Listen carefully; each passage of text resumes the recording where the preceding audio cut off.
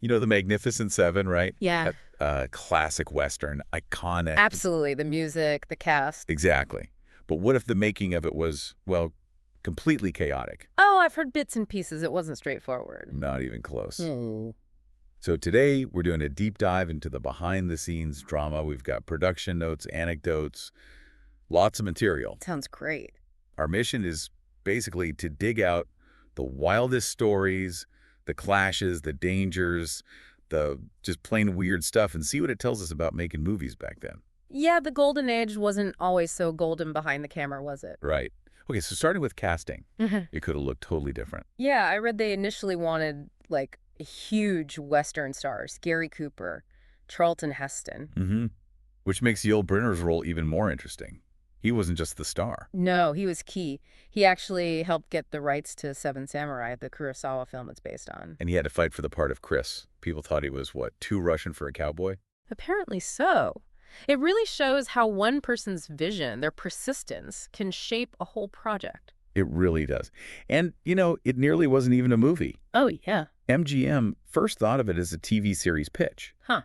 Okay. It was only because Seven Samurai did well in the U.S. that they thought, okay, maybe a feature film. That makes sense. The original is such a cinematic masterpiece. But here's the funny part. The movie wasn't a huge box office smash initially. Right. And then years later, in the 90s, it did become a TV series. Kind of a Gunsmoke style thing. I remember that. Didn't last long, though, did it? Nope. So it went from TV, idea, to movie, back to TV. Full circle, sort of. That cycle happens a lot, doesn't it? Ideas get revisited.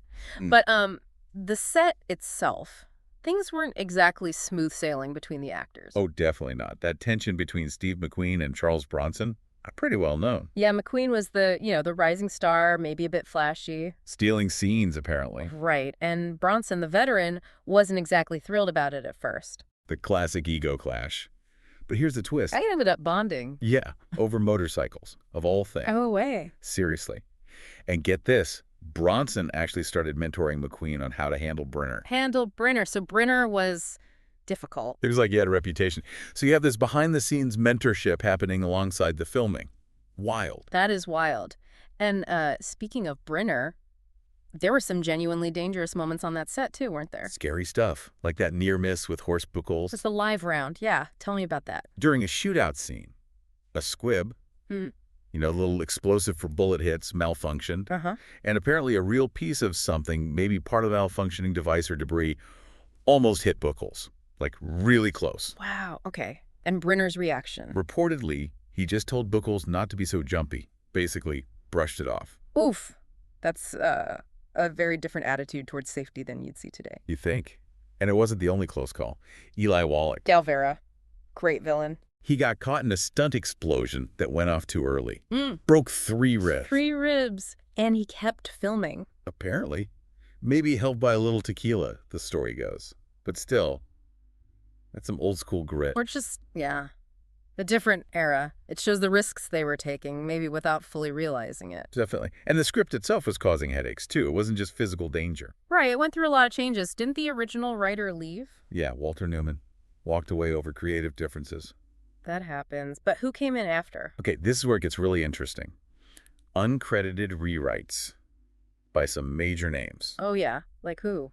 William Faulkner. The William Faulkner, Nobel Prize winner Faulkner. Yep. Apparently polished dialogue just for Briner. That's incredible. Who else? Walter Bernstein. He was actually blacklisted at the time. Right, during the McCarthy era. Exactly. Couldn't get official credit, but he secretly tweaked Steve McQueen's lines. Wow. So you had these literary heavyweights working in the shadows on a Western script. Isn't that amazing? It shows how complicated filmmaking could be, especially back then with a studio system and, well, politics. For sure.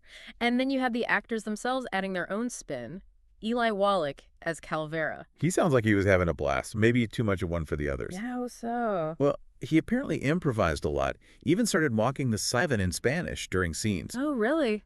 Just riffing. Yeah, and he supposedly used some method techniques, like deliberately annoying the other actors offset to stay in character as the villain. Huh. That's one way to do it. Bit intense, maybe. You could say that, but, you know, all these different approaches somehow came together. True.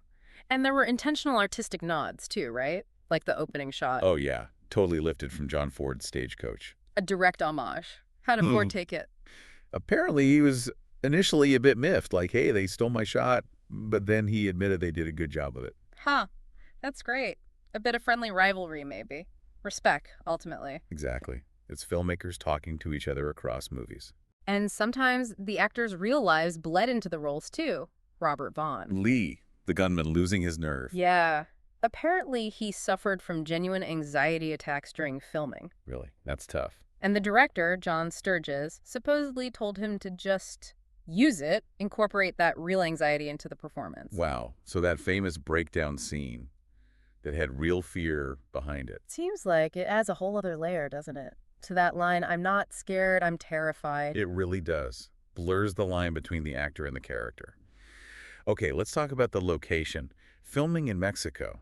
Sounds like it had its own strange vibe. Yeah, the village set was built near this old ghost town, Taxco Viejo, silver mining place, abandoned. And the locals thought it was haunted. They did, and apparently that spooked the crew a bit, added this eerie feeling to the whole production. I can imagine. And then there was actual real-world drama, the flood. Oh yeah, a sudden river flood threatened the whole set, like almost washed it away. Seriously. That's out of an adventure movie. Pretty much. And that's where Briner and McQueen, despite maybe not liking each other much at first. They worked together. Yeah, reportedly pitched in to help save the equipment from the water. Huh. Maybe a crisis brought them together a bit. Could be. But the strangeness didn't stop there. The locals had other beliefs too. Like what? They thought the ghost of Emiliano Zapata, the revolutionary hero, was watching the filming. Zapata. Okay, that's atmospheric. And then the craziest thing, maybe a whole day's worth of film just came out blank, completely unusable. What? How does that even happen? Yeah. Technical glitch. Maybe. But the Mexican crew members were convinced it was something else. They insisted on bringing in a shaman to perform a cleansing ritual on the set. A shaman? Yeah. To cleanse the set. Wow. That really shows the intersection of filmmaking and local culture. Definitely. The practical versus the spiritual, side by side. But the studio had its own interventions too, right? Especially with the ending. Oh yeah, big time. The original script had Chico, that's Horst Buchholz's character, surviving. But audiences didn't like that. Nope. Test audiences reacted badly, so they changed it. And they filmed another ending too, didn't they? A much darker one? Uh-huh. One where only Briner and Vaughn make it out alive, but the studio thought that was too depressing. So they landed on the ending we know, but it took some trial and error. A lot of it, sounds like. Yeah. They even cut a whole subplot that explained Chico did die, but off-screen, after returning to the village. Really? So that explains why the ending feels a little abrupt for him, maybe. It shows how much audience testing can shape a film. Totally. And speaking of things cut out, how about Vin Tanner's backstory? Steve McQueen's character. Oh, I heard something about this. It was pretty dark, wasn't it? Dark is putting it mildly. The original idea was that Vin was a former cannibal. A cannibal in a mainstream Western? You're kidding? Nope. Studio obviously nixed that way too grim, but McQueen supposedly loved it. He liked the cannibal idea. Yeah. And apparently, he tried to subtly hint at it in his performance, the way he's always chewing on things. Oh my God, I never thought of that. So that constant chewing was maybe a nod to his past appetite. Could be. Yeah. It definitely makes you watch his scenes differently, doesn't It it? absolutely does. Wow. Wow. But okay, the on-set stuff got even more intense than just creative debates, right? Like dangerously intense. Yeah, this next one is pretty shocking. McQueen apparently challenged Briner to a duel. A duel, like with guns. With prop guns initially, like a mock Russian roulette thing. Already kind of nuts, pushing boundaries. Okay, yeah, that's playing with fire, even with props. But Briner's response... Briner reportedly took it to a whole other level. He supposedly loaded a live round into his prop gun and fired it near McQueen's feet. He fired a live round at McQueen. Near his feet is this story. As a warning or a power play? Who knows? But yeah, astonishing. Beyond words. That's not just ego, that's genuinely dangerous and potentially criminal. It says a lot about the power Briner must have wielded. Unbelievable, isn't it? Yeah. And that kind of power dynamic and maybe the political climate had other consequences too. Brad Dexter. One of the 7. Harry Luck. Right. He was nearly fired. Why? Because he was secretly funding some Marxist theater groups. Ah, right in the thick of the Cold War. That would have been risky. Very. And the story goes that to save his career, He allegedly cooperated with HUAC, the House Un-American Activities Committee. Named names, potentially. That's the allegation. And apparently, McQueen and Bronson, who had their own strong feelings about HUAC, never forgave him. Caused a huge rift. Wow. So the Red Scare reached right on the set of a Western in Mexico. It shows how politics infected everything back then. It really does.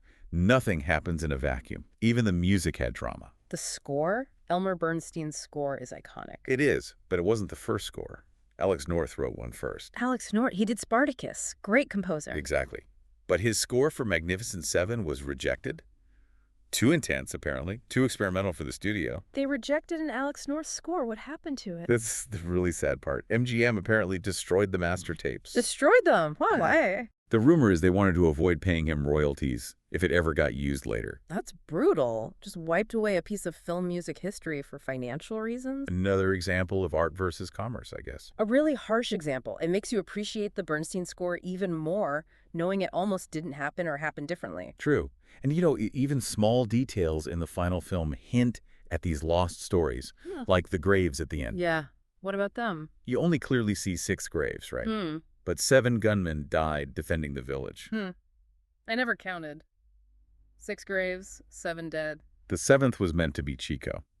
That deleted subplot where he dies after returning, that explained the discrepancy, another layer lost in the edit. Little clues left behind. Fascinating. But okay, some of the studio decisions weren't just about editing. They were, well, kind of gross. You mean the vampire blood? Yes. Yeah.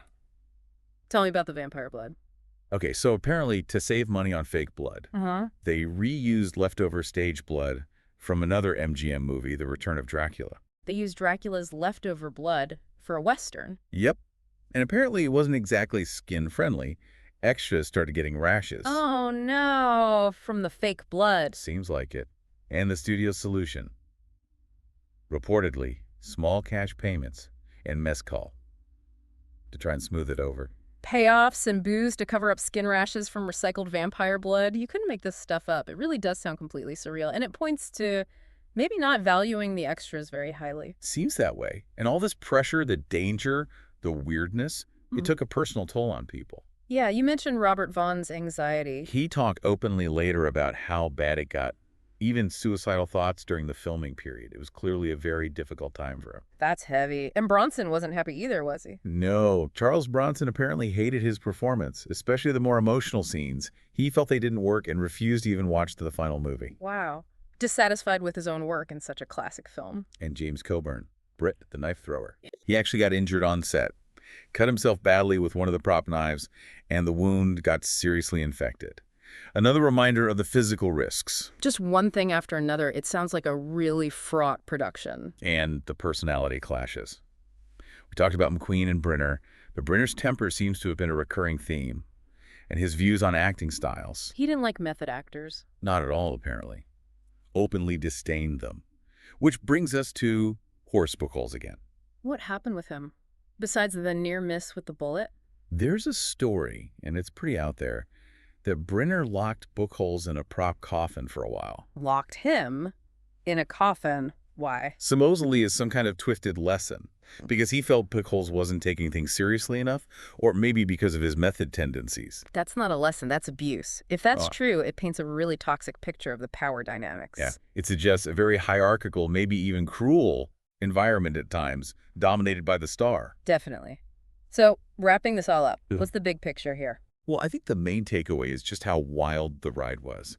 The Magnificent Seven looks like this polished, classic Western on screen. Right. Heroic, straightforward. But behind the scenes, it was anything but. Full of conflict, danger, bizarre stuff. It's a real window into how chaotic filmmaking could be back then. Absolutely. It shatters that illusion of smooth Hollywood production. And some of those details just stick with you. For sure. Like the Cannibal backstory for Vin. Yeah. It completely changes how you see McQueen in the role. Totally. And that Russian roulette incident, I mean, that's just jaw-dropping. Hard to forget. Right. So it makes you wonder, what does all this turmoil, the ego clashes, the danger, the weirdness, tell us about making movies, about collaboration and art under pressure? It's a great question. Does that chaos somehow fuel the creativity, or does the art happen despite it? Maybe a bit of both. Maybe. And you have to wonder, is some of that off-screen drama, that tension, somehow seeped into the final film we see. Gave it an edge, maybe. It's possible. It definitely gives you a much richer and, frankly, darker context for watching it now. Definitely. So if you're listening, maybe dig a little deeper into the stories behind the film, behind these actors. Yeah, there's always more to uncover about these classic movies and the people who made them. It's a fascinating rabbit hole.